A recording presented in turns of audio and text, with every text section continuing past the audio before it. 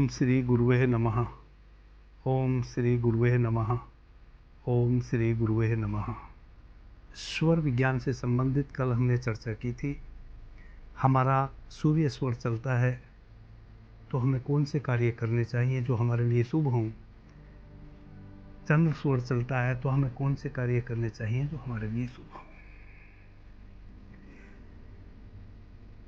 भगवान शिव के द्वारा माँ पार्वती को यह विज्ञान बताया गया।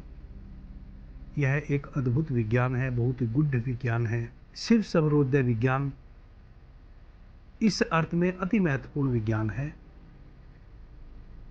जो हमें हमारे भौतिक जगत से लेकर हमारी आध्यात्मिक ऊंचाइयों तक यात्रा कराने में सक्षम है। इस कारण से शिव सर्वोदय विज्ञान अति महत्वपूर्ण हो जाता है।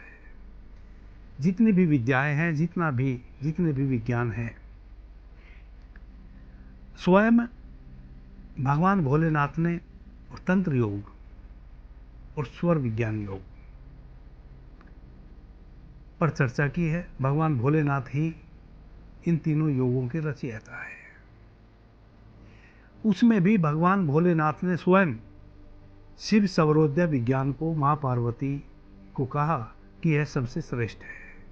यह श्रेष्ठ इस अर्थ में है कि इस विज्ञान के माध्यम से सहज रूप से आप अपने भीतर शिव और शक्ति को उपलब्ध हो जाते हैं। और ऐसा कोई विज्ञान नहीं है इस जगत में, और इसके मुताबिक दूसरा कोई विज्ञान नहीं है, इसके लेवल का दूसरा कोई ऐसा विज्ञान नहीं है जो इतना सामर्थ्यवान हो। स्वर विज्ञान हमारे भौतिक कार्यों में तो हमें लाभ पहुंचाता ही है, हमारे सांसारिक कार्यों में तो हमें लाभान्वित करता ही है। प्रत्येक मनुष्य की जो अंतिम परिणति है उस परमपिता परमात्मा से स्वयं को जोड़ना, उस परम सत्ता से स्वयं को जोड़ना, स्वर विज्ञान का साधक उस परम सत्ता से भी स्वयं को स्वर विज्ञान के माध्यम से जोड़ लेता है। और यह स्वर विज्ञान के माध्यम से आप बहुत ही सहज रूप से उस परम सत्ता से जुड़ जाते हैं, जिसको हम परमात्मा कहते हैं, जिसको हम आत्मा कहते हैं। आदरणीय मित्रों, हमारा जो मूलाधार चक्र है, हमारा जो मेरुदंड है, मेरुदंड का जो नीचे का छोर है, जो हमारे गुह्या प्रदेश में है, वह हमारे मेरुदंड की जड़ है, वह मूल है। वहां से हमारा मेरुदंड यानी कि हमारी रीढ़ शुरू होती है, और हमारी रीढ़ का जो अंत है वह हमारे सहस्त्रार चक्र पे होता है। जो मूलाधार चक्र है वहां हमारी कुंडलिनी शक्ति बसती है। योग की भाषा में अगर हम उसको समझें तो पूरी ब्रह्मांडीय ऊर्जा हमारे मूलाधार चक्र में स्थित है। जब हम उस ब्रह्मांडीय ऊर्जा को, उस कुंडलिनी शक्ति को अपने योग के माध्यम से सक्रिय करते हैं तो उसका ऊर्ध्व गमन होता है। हमारे शरीर में स्थित 7 चक्र हैं। प्रत्येक चक्र को भेदते हुए कुंडलिनी शक्ति सुषुम्ना के माध्यम से हमारे आज्ञा चक्र पे आती है। और जब कुंडलिनी शक्ति हमारे आज्ञा चक्र पे आती है तो हमारा सहस्त्रार चक्र सक्रिय होता है और हमें विशेष अनुभव होते हैं जो पारलौकिक होते हैं, जो हमने ना कहीं पढ़े हैं, ना सुने हैं, ना देखे हैं, और जो ना हमारे अनुभव में थे और ना जिनकी हम संकल्पना कर सकते थे। वैसे अनुभव मनुष्य को होते हैं। ईड़ा, पिंगला, सुषुम्ना, यह तीनों नाड़ियां हमारे मूलाधार चक्र से ही ऊपर की ओर आई है। लेफ्ट साइड से चंद्र नाड़ी, जिसको हम ईड़ा नाड़ी कहते हैं, हमारे मूलाधार चक्र से ऐसे सांप की तरह घूमते हुए हमारे मेरुदंड से होते हुए हमारे आज्ञा चक्र पे फन की तरह ऐसे स्थित हुई है। और जो हमारा दाहिना हिस्सा है वहां से सूर्य नाड़ी, जिसको हमने पिंगला नाड़ी कहा है, हमारे मूलाधार चक्र से सांप की तरह लहराते हुए हमारे आज्ञा चक्र पे आके स्थित हुई है। सुषुम्ना नाड़ी हमारे मूलाधार चक्र से हमारे 7 जो चक्र हैं उनसे गुजरते हुए ऊपर हमारे आज्ञा चक्र पे आकर स्थित हुई है। हमारा जो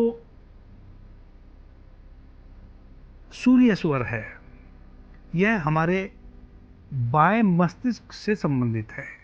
हमारी जो पिंगला नाड़ी है, जब वह सांप की तरह लहराते हुए फन उठाते हुए हमारे आज्ञा चक्र पे आती है, तो वह अंतिम जो उसका चक्र होता है, तो वह हमारे बाएं मस्तिष्क में टिकी है।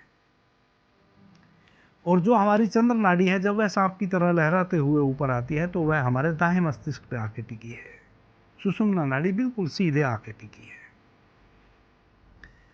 जब हमारा सूर्य स्वर चल रहा होता है, तब हमारा बायां मस्तिष्क सक्रिय होता है। जब हमारा चंद्र स्वर चल रहा होता है, तब हमारा दाहिना मस्तिष्क सक्रिय होता है। तो चंद्र स्वर जो हमारा है, जिसको हम ईड़ा नाड़ी कहते हैं, इसका जो स्वभाव है वह शीतल है।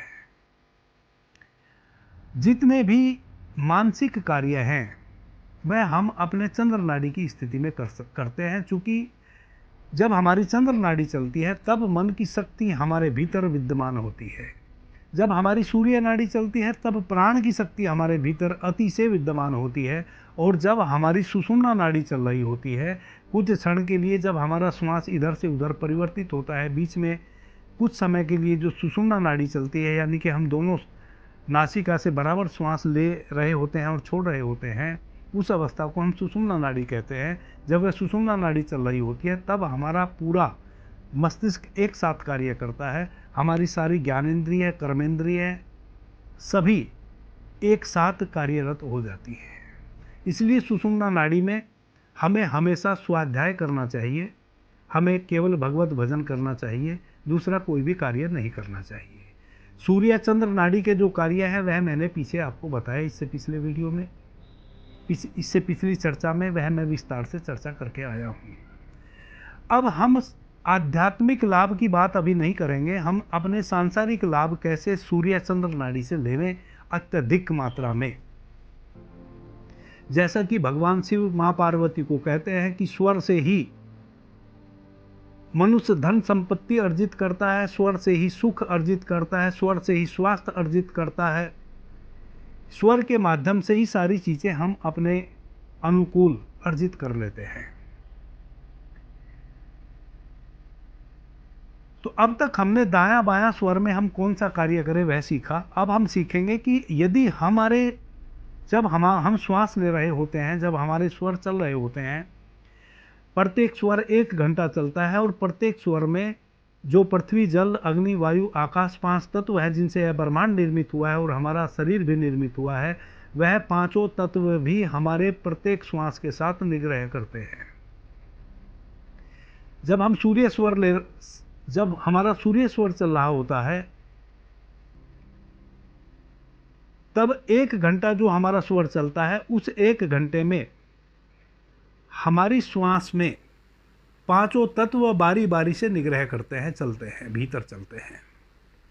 जब हमारा चंद्र स्वर चलता है, तब भी बारी बारी से पांचों तत्व हमारे भीतर निग्रह करते हैं।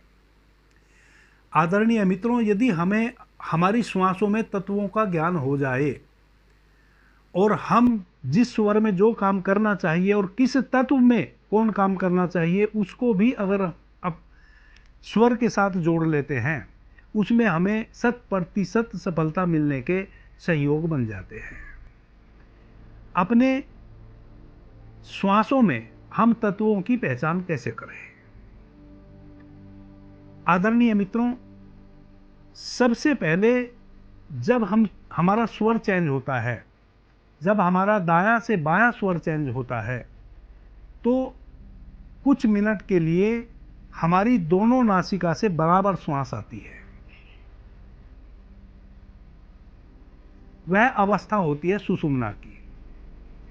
जैसे ही हमारी दोनों नासिका से श्वास आना बंद हो जाता है और किसी एक स्वर से श्वास आनी शुरू हो जाती है, उस समय हमें अपने श्वासों में तत्व की पहचान करनी है। जैसे अभी मेरी सुषुम्ना चल रही थी और अब मेरा बायां स्वर चंद्र स्वर शुरू हो गया है। तो चंद्र स्वर शुरू हो गया है, तो मुझे अब अपने स्वर में तत्व की पहचान करनी है। तो सर्वप्रथम मेरे स्वर में, मेरी नासिका में वायु तत्व चलेगा, जिसकी अवधि 8 मिनट होगी। और उसकी पहचान क्या होगी? उसकी पहचान होगी कि वह 8 अंगुल मेरी नासिका से बाहर आएगा। स्वाभाविक रूप से जो मैं श्वास ले रहा हूं और छोड़ रहा हूं, तो जब मैं श्वास छोड़ूंगा तो वह श्वास मेरी नासिका से जो बाहर आएगी वह 8 अंगुल आएगी, ऐसे यहां वह 8 अंगुल नीचे आके और बाईं ओर से ऐसे निकल जाएगी। तो जब आपको अपने श्वासों में तत्व की पहचान कर ली हो तो आप 8 अंगुल ऐसे, आपको जबरदस्ती श्वास नहीं छोड़ना है। स्वाभाविक रूप से जो श्वास आ रहा है और बाहर जा रहा है, अपनी 3-4 श्वासों को नापने की कोशिश करेंगे तो आपको पता चल जाएगा। आप अपनी हथेली को ऐसे उल्टा कर लें और अपनी नासिका के नीचे लाएं और श्वास को छोड़ें। अब अगर आपकी नासिका पे यहां श्वास पड़ रहा है तो और नीचे जाएं। अगर 8 अंगुल आपका श्वास बाहर आके और ऐसे फिसलते हुए जा रहा है तो वायु तत्व चल रहा है। इसकी अवधि 8 मिनट की है। और यह कब आपने जांचना है, इस बात को पुनः मैं दोहरा देता हूं। जब आपका स्वर एक स्वर से दूसरे स्वर में श्वास चेंज होता है तो कुछ मिनट के लिए 12 से 13 श्वास आप सुषुम्ना में लेते हैं, यानी कि आपकी दोनों नासिका से बराबर श्वास आप लेते हैं। फिर दोनों नासिका से श्वास आना बंद हो जाता है और कोई एक नासिका आपकी शुरू हो जाती है। जैसे चंद्र नासिका शुरू हो गई, तो जब एक नासिका से श्वास आना शुरू हो जाता है तब हमें तत्व की पहचान वहीं से करनी है।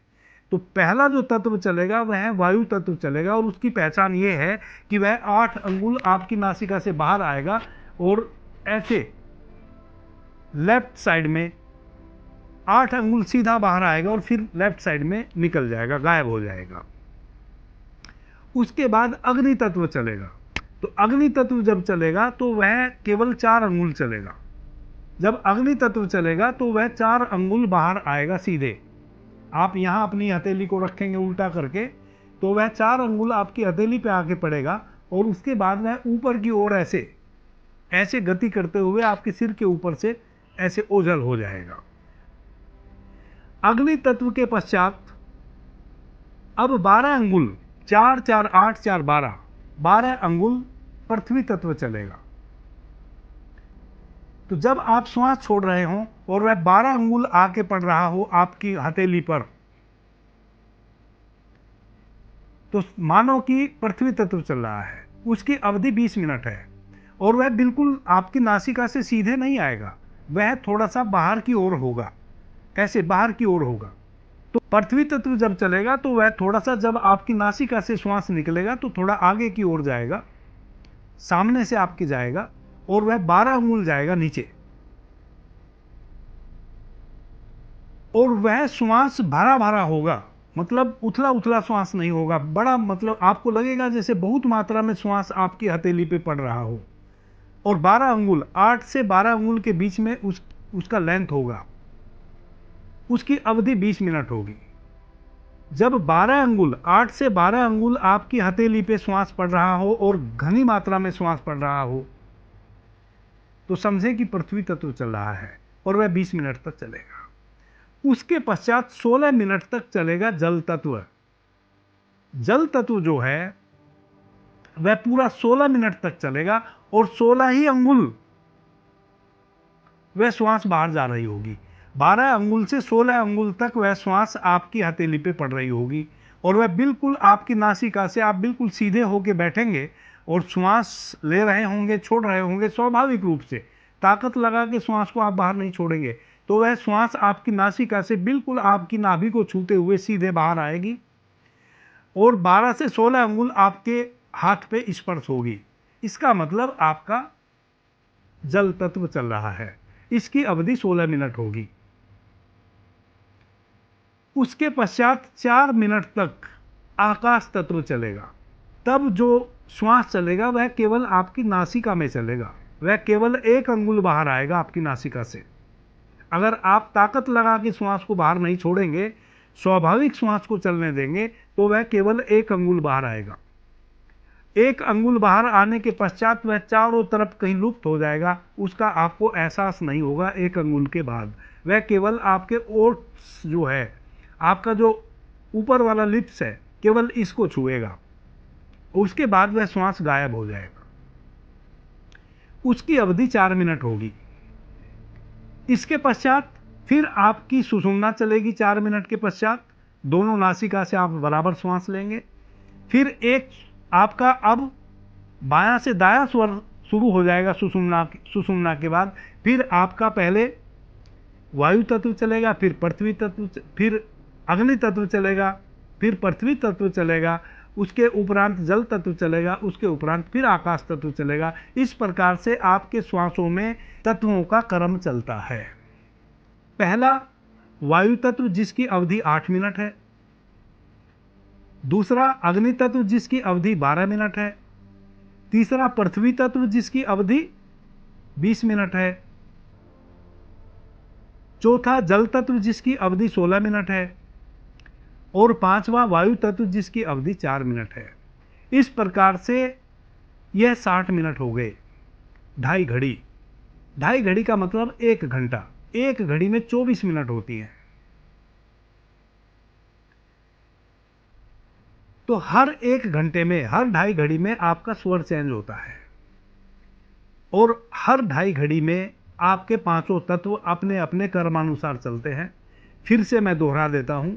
सर्वप्रथम 8 मिनट वायु तत्व चलेगा, द्वितीय सेकंड टाइम 12 मिनट आपका अग्नि तत्व चलेगा, थर्ड आपका पृथ्वी तत्व चलेगा, फोर्थ आपका जल तत्व चलेगा, फिफ्थ आपका आकाश तत्व चलेगा।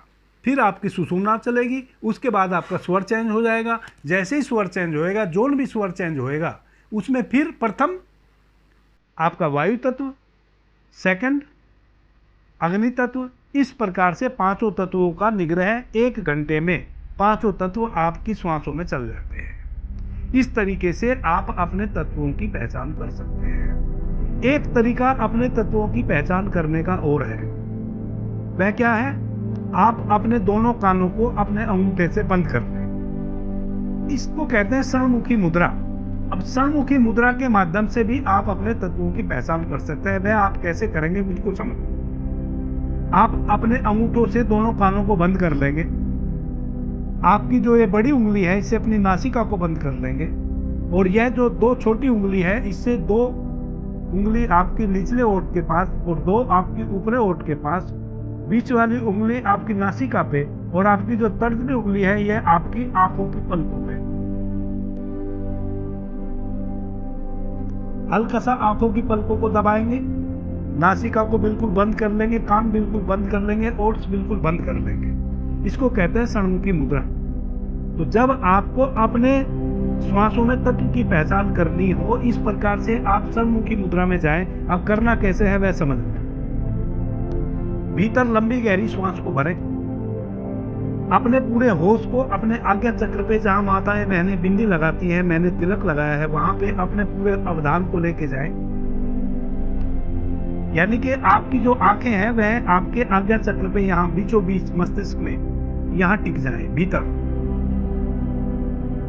कान बंद कर ले, आंखों पे हल्का सा दबाव बनाए, नासिका बिल्कुल बंद कर ले, मुंह बंद कर ले। बिल्कुल भी श्वास नासिका से या मुंह से ना अंदर जाए ना बाहर जाए। पहले नासिका से भीतर श्वास को भरो, उसको रोको, उसके बाद सारे द्वारों को बंद कर लो, अपनी आंख पे हल्का सा दबाव दो। तो जो पृथ्वी तत्व है उसका कलर जो है वह है पीला। अगर पीला बिंदु आपको दिखाई दे, छोटा सा पीला बिंदु भीतर आपको दिखाई देवे, तो आप समझे कि पृथ्वी तत्व चल रहा है। अगर व्हाइट कलर का बिंदु दिखाई देवे, जैसे एक एलईडी जल रही हो, एलईडी बल्ब जल रहा हो, तो समझे कि जल तत्व चल रहा है। अगर रक्त वर्ण का बिंदु दिखाई देवे तो समझो कि अग्नि तत्व चल रहा है। यदि ब्लूनेस लिए हुए हरा कलर जैसा हल्का नीला वर्ण दिए हुए बिंदु भीतर बनता है तो समझे कि वायु तत्व चल रहा है, और अगर तिरमिर तिरमिर बहुरंगी बिंदु आपको दिखाई देवे तो समझो कि आकाश तत्व चल रहा है। इस प्रकार से भी आप अपने श्वासों में तत्वों की पहचान कर सकते हैं। एक बार जब आपको यह सध जाएगा तब तो केवल आप मन में विचार भी करेंगे, आंख बंद करेंगे तो आप अपने कलर के माध्यम से तत्वों को पहचान सकते हैं। और भी बहुत सारे यत्न हैं अपने श्वासों में तत्वों को पहचानने के, इस पे भी मैं आगे चर्चा करूंगा। आदरणीय मित्रों, अब हमें इन तत्वों को अपने पे लागू कैसे करना है, अपनी श्वासों के साथ, अपने स्वर के साथ। यदि आपका चंद्र स्वर चल रहा हो और आपके चंद्र स्वर में पृथ्वी तत्व या जल तत्व, जो तीसरे नंबर पे पृथ्वी तत्व चलता है, चौथे नंबर पे जल तत्व चलता है। पृथ्वी तत्व की अवधि 20 मिनट है और जल तत्व की अवधि 16 मिनट है। यह 36 मिनट बहुत ही महत्वपूर्ण है। अगर आपका चंद्र स्वर चल रहा है और पृथ्वी या जल तत्व भी चल रहा है, आपने तत्व की पहचान करनी, पृथ्वी या जल तत्व चल रहा है, वैसी स्थिति में आप जो भी कार्य, जो चंद्र स्वर के कार्य हैं जो मैंने पीछे बताए, उन कार्यों को यदि करेंगे तो 100% वह कार्य आपके पूर्ण होंगे। यदि जल तत्व और पृथ्वी तत्व चल रहा है तो 100% वह कार्य पूर्ण होंगे। यदि वायु तत्व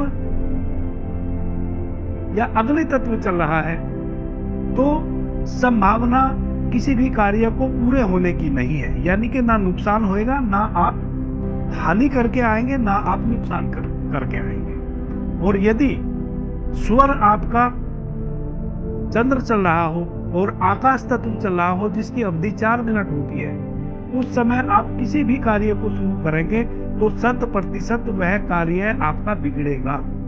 अगर आपने वह कार्य पहले से भी शुरू कर रखा था और वह रुका पड़ा था बीच में, आज यदि दोबारा आप उसको शुरू करेंगे तो वह कभी भी पूर्ण नहीं हो सकता।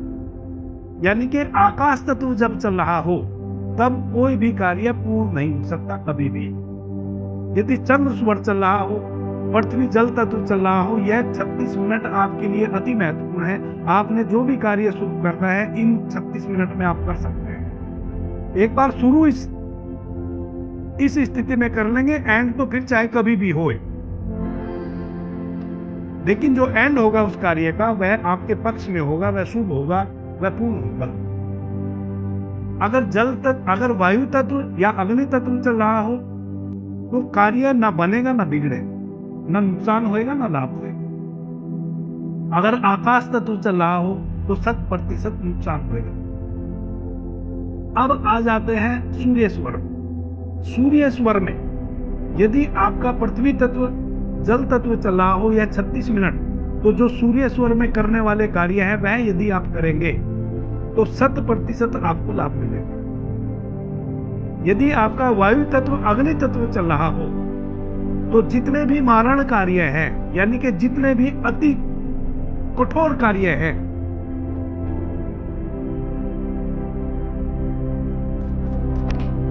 जितने भी कठोर कार्य हैं, बहुत शक्ति लगा के होने वाले कार्य हों या क्रूर कार्य हों जिसमें आपको कठोरता के साथ उन कार्यों को पूर्ण करना पड़े, तो वैसे कार्य आपका सूर्य स्वर चल रहा हो, उसमें वायु तत्व अग्नि तत्व का प्रवाह हो रहा हो, तो वैसे कार्य 100% आपके बन जाएंगे। अगर आकाश तत्व चल रहा हो और उस अवस्था में सूर्य स्वर चल रहा हो, आकाश तत्व चल रहा हो, तो वैसी अवस्था में आप केवल एक ही कार्य कर सकते हैं, यानी कि अति क्रूर कार्य यदि आप उस अवस्था में करेंगे तो उसमें आपको सफलता मिलेगी। इस प्रकार से आप अपने स्वर के साथ यदि तत्वों को जोड़ लेते हैं और स्वर और तत्वों की अकॉर्डिंग किसी कार्य को करते हैं तो आपको 100% लाभ मिलने के सही मिल जाते हैं। आदरणीय मित्रों, कल हम चर्चा करेंगे सूर्य स्वर का कौन सा दिन है, कौन सी दिशा है और कौन सा अंक है। चंद्र स्वर का कौन सा दिन है, कौन सा स्वर है और कौन सा अंक है। यदि हम अपने स्वर के साथ साथ तत्वों को भी जोड़ दें और अंक को जोड़ दें, वार को जोड़ दें और तिथि को जोड़ दें, तब तो इस दुनिया की कोई ताकत रोक ही नहीं सकती उस कार्य को, यदि हम इन सब के सम अवस्था में किसी कार्य को शुरू करते हैं। तो कल हम उस पर चर्चा करेंगे। अपने श्वासों में तत्वों को और बहुत माध्यम से पहचान सकते हैं, उसकी भी मैं कल चर्चा करूंगा। अभी के लिए इतना ही। आपने मुझे ध्यान से प्रेम से सुना, उससे मैं बहुत अनुग्रहित हूँ। सभी मित्रों को मेरा प्रणाम, धन्यवाद। हर हर महादेव।